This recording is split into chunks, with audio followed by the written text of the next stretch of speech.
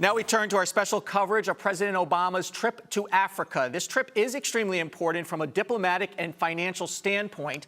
The president's first stop is in Senegal, where he is arriving this evening. Let's bring in our guest now from Johannesburg is Josh Lindberg. He's the creative director of Spiral Productions, and he's going to talk to us a little bit about what we might see from an economic standpoint. He joins us by Skype. Good evening to you, Josh. Good evening. So, let me start by simply asking, when you're talking to the average South African, do they feel that the president is playing catch-up here behind China? Well, not only China, but of course the entire European Union. However, South Africa, and I think Africa as a whole, does feel that potentially America is a fantastic partner to have. So, Josh, China generates about $160 billion in trade with the African continent, and the United States is about $95 billion. So kind of what messages, if you have, do you want the president to accomplish here? What do you want to hear from Mr. Obama? President Obama is a man of great integrity. I personally believe, and I hope most of Africa does believe, that he's coming with that intention. We'd love to hear him help create what we need most: sustainable partnerships that work with sustainable job creation, partnerships that Africa can share with America, because potentially we have a lot to offer America too.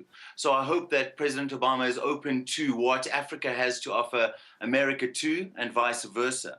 There has been long-time criticism that anytime the United States gives money, foreign aid, for example, it comes with a bunch of strings. China doesn't do that so much. So do you want to see more of an open trade relationship between the countries and the continent?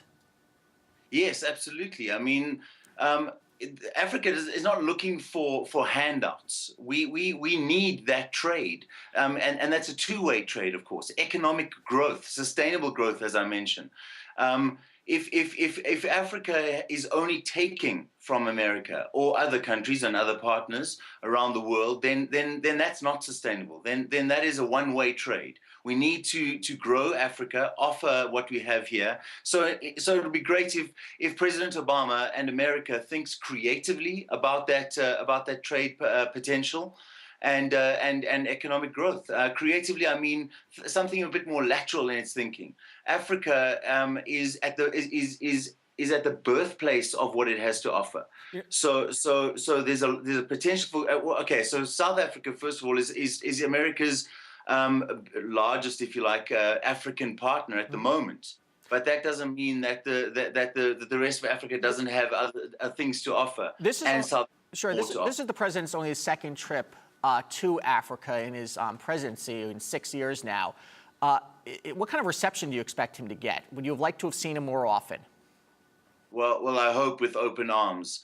I know that there are various groups in South Africa that are going to protest, but that is, of course, our constitutional right. I know a right that President Obama does respect, and of course one that should be honored.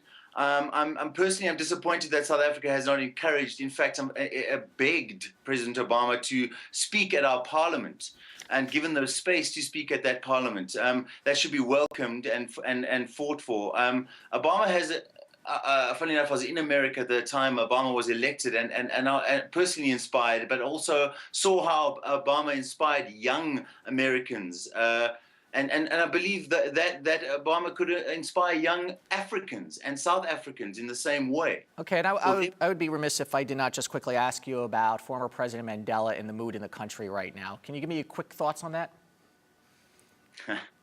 I think you've just seen the lump in my throat. South Africa is exceptionally sad right now.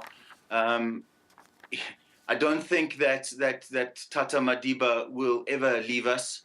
What I mean is that the legacy he has given us, the gift he has given us, the many gifts he has given us will stay forever, and I hope spread throughout the world in many ways forever. It's time, isn't it? Okay. It's time to let the great man rest, have peace, Josh, and so the process begins. Thank you so much for your thoughts today. Josh Lindberg, creative director of Spiral Productions, giving us a little bit of a preview of how South Africans feel about the president's trip.